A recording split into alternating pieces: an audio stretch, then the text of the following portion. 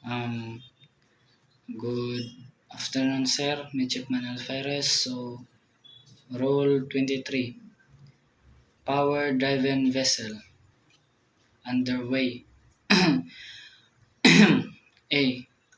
A power-driven vessel underway shall exhibit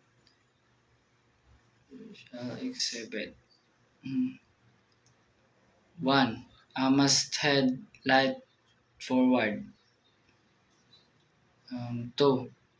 A second masthead light above of a higher than the forward one except than a vessel of less than 50 meters in length shall not be obliged to exhibit shall light but may do so.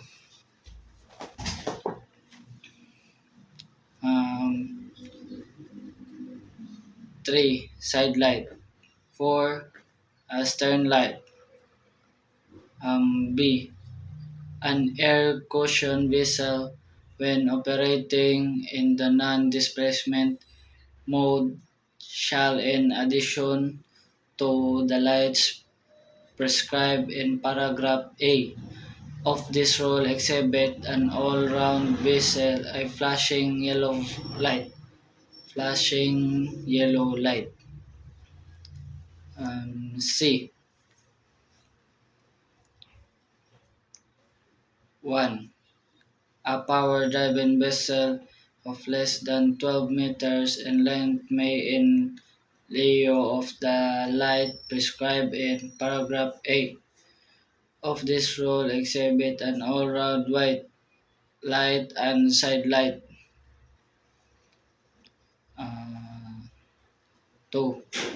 A power-driven vessel of less than 7 meters in length whose maximum speed does not exceed 7 knots may in lieu of the lights prescribed in paragraph A of this rule exhibit an all-round white lights and shall if practicable also exhibit side light. 3.